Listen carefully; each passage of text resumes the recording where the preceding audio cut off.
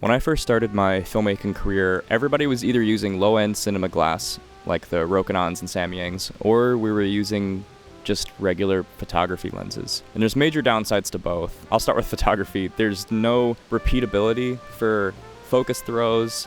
You're not going to have a first AC walk up to just a regular like Canon 24-70 and be able to nail these focus throws without adding weird stuff like tape or putting those weird stupid focus gears that wrap and then have the tail sitting off the end of it. I hate those things. In a production environment, it's a production environment, so you have an entire team working with you. Photo lenses can be awesome as a solo operator because you're kind of in charge of everything, but if you're working with a team and you have somebody pulling your focus, you have somebody checking exposure, you have everybody looking through a similar monitor, every single variable that you can get rid of, it's going to save you a lot of time, it's going to reduce everyone's stomach aches. But on the other side, back then, like I said, we were also using low-end cinema glass, and there wasn't a lot of options available at the time. I'm mainly thinking of the Rokinon and Samyang Cine series, and they were awesome for what they were. I think they were T1.5. The downside to those were that they were all plastic housings. One time I even sat on one, and it cracked, and it wasn't even like a full sit.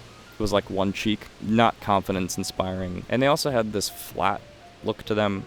I know that's really annoying and hard to really quantify, but they produced a sort of flat, lifeless image, even wide open. They kind of didn't have depth to them. And I would say the same thing for a lot of photo lenses too. What's really exciting is how far we've come since those were our only two options. Today I wanted to talk about an example of this, maybe the best example of this, which is of course the Sirui Nightwalkers. Right now they're only available for mirrorless mounts, so we're talking E-mount, Micro Four Thirds, RF, X, and L mount.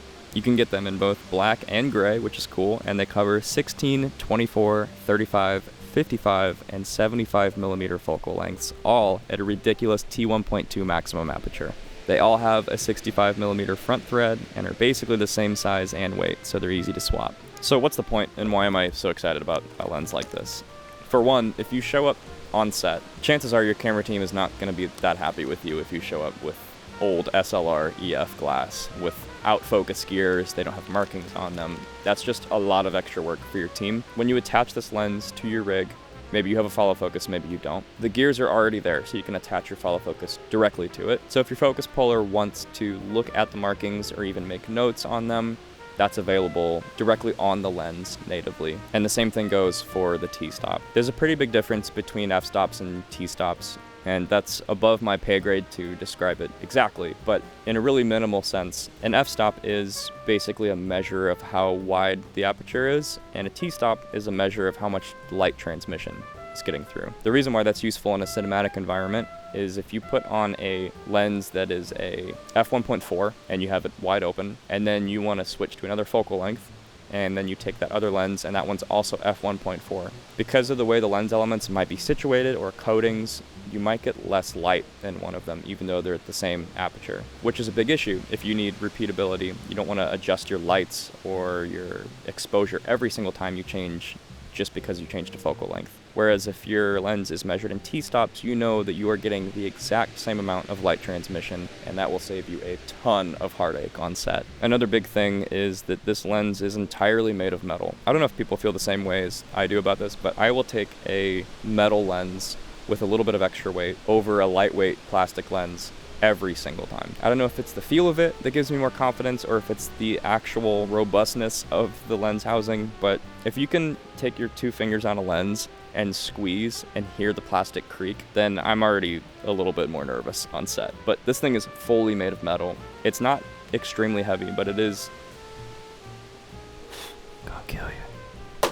I got him. The smoothness on the turn of both the focus ring and the aperture ring are really, really smooth. They feel really nice. I hate it when they're really, really, really stiff and it's hard to operate. I just like the way the lens feels. And then on a more subjective design note, I like it when the focal length and the maximum aperture are written clearly on the side so that you can see. If you are a first AC or a director, you can look over and see what the DP is using. The brand name is on the top, but it's minimal, well designed. You got the filter thread clearly written on the top.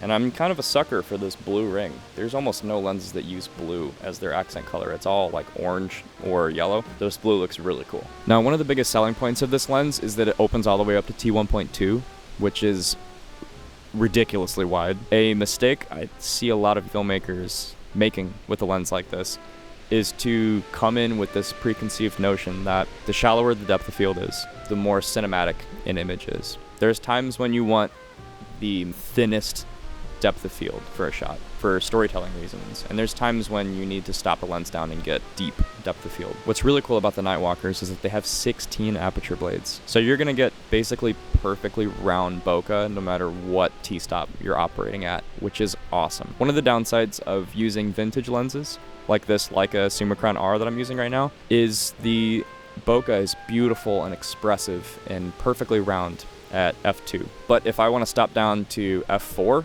because the depth of field is too shallow and I want the environment to play a bigger part in the shot, then I'm going to stop the lens down, and then the bokeh becomes more of a hexagon than a circle because it only has a certain amount of aperture blades. I can't remember how many. I think it's 6. I actually really like that look, but if you're a DP that doesn't like that look and wants perfectly round bokeh every single time, you're going to need a lot of aperture blades. 16 is a ton. Another big selling point of the Nightwalkers is their size. They are super duper small. If you're a little bit more mobile, if you're traveling, if it's a hard to reach location, if you have a limit on how much weight you can bring, it's amazing to be able to have an entire set of lenses that weigh as much as one regular traditional cinema lens. The ability to shoot that high quality of video on the go with a package that small is super valuable. If you're on set and you have an A camera shooting something and you want a smaller B camera that would be in a hard to reach spot that maybe an Ursa couldn't reach, or maybe you need a crash cam, maybe you have a car cam, these lenses cost relatively nothing compared to